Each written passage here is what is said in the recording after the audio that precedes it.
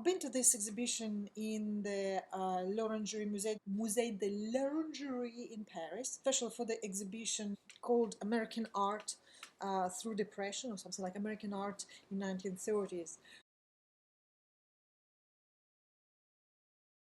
Because in Europe, we don't really know American art. Of course, we know Hopper and we know Andy Warhol, but where was before, we have enough of ours. And so it was very interesting for me to see it, and especially interesting because there was the canonic American painting called American Gothic. And I'm sure you all know it because it was in the advertisement, people making fun out of it, and it's a great image. Mind you, I never heard about this artist, though of course I know his painting, just one of his paintings. It was very interesting for me to read about him later. So I came back home and I started Google. American Gothic, painted by the American artist Grant Wood, who was born in rural Iowa, I hope I spelled it right, in 1891. First he became as an apprentice in the metal shop, then he graduated the high school, then he enrolled in the handicraft guild, and in 1913 he get into the art school institute, school art institute in Chicago.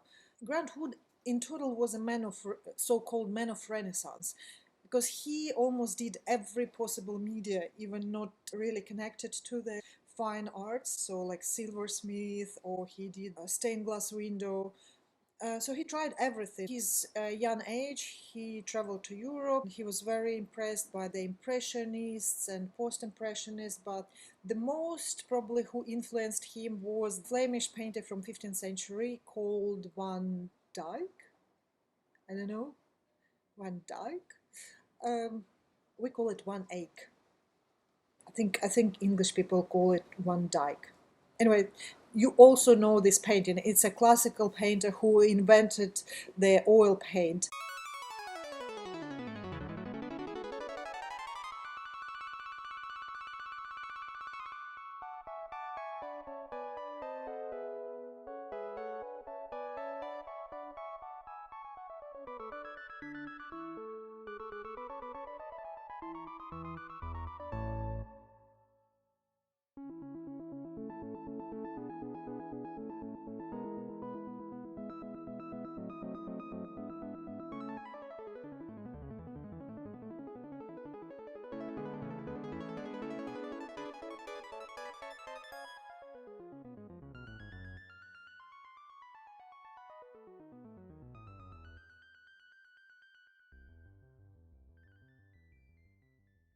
Wood was so much inspired by him. So basically, all his future work was referencing with all these clear lines.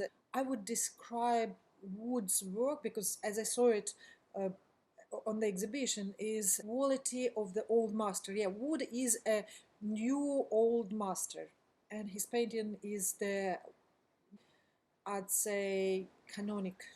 Yeah, they will be canonic, or maybe they are already. I mean, like American Gothic, canonic painting, but really fine work. It's just a pleasure to see such a fine, refined work with the fine lines, and it has actually idea and reference to the past. I love people when they references to the past. All of my work is all references for the past. I put my ideas in my work, but mostly all the ideas for the basis is taken from 11th century, 11, 12, 13, 14, 15, 16, 17, 18, 19th century, even 20th century.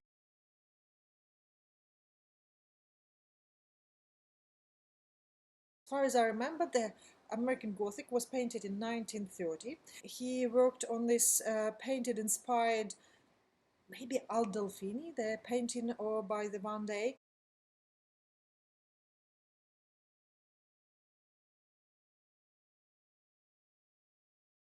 Grant saw this beautiful wooden house made in neo-Gothic style, and he really wanted to paint it.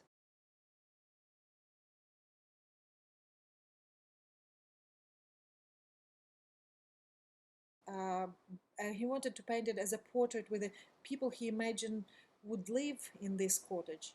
And so he used his usual model, who was his sister Nan, and his dentist, because that's what he thought was the people who lived there, and would enroll this painting in an annual competition of the Art Institute of Chicago. And guess what? He failed. Not really, but he failed because the uh, jury of the exhibition um, wrote about it as a sarcastic Valentine painting. What do they know?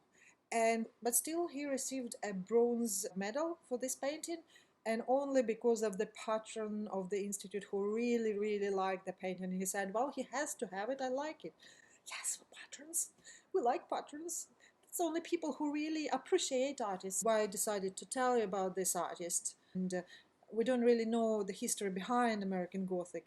We all think it is fun and funky painting. These are the people who he saw that live there. You can be next Leonardo da Vinci, who just painted in Gioconda, and you want to have a recognition from the world, and you think it's the best one is to enroll to the big or small or medium size art competitions. And so you do this, and it's usually cost your time, effort, and money. And you enroll, and the juries humiliate your work. And only because one person who actually probably not even from the art world, he's just the person who really appreciate artists and their work, he will say, no, this guy is really good, and we have to look at it because I like this painting, and not because I'm professional and I'm judging because it's in vogue, and because this painting is good and it's in fashion and the subject is what is right now, and maybe the oil a little bit not very well made, and I would not do that brush. No, I just like it, and it's really great painting because it has something. It's give me something. It's give me happiness. It's give me thoughts. So it's great just because of this. And usually the great artists are great because of this. They're great because they have the thoughts. They're giving you the thoughts, and you want to see this painting. Literally, I would love to have American Gothic in my house, and just I will be walking and watching it all the time. My point, artists always struggle, and very rarely you are lucky that the society will accept you and your work immediately. So be strong, work, and do what you have to do. Do what you think you have to do. So paint what you think. Don't watch what is in fashion, what is the current subjects. There's no current subject. There are eternal subjects. Eternal subjects will stay forever. Nobody cares about the painting of the war in 1647, but everybody cares about naked woman laying there and painted by Tizian. Naked women, still lifes, portraits, that's what matters, people. Eternal subjects. I'm back to my painting. See you next time. Subscribe, like, and follow me.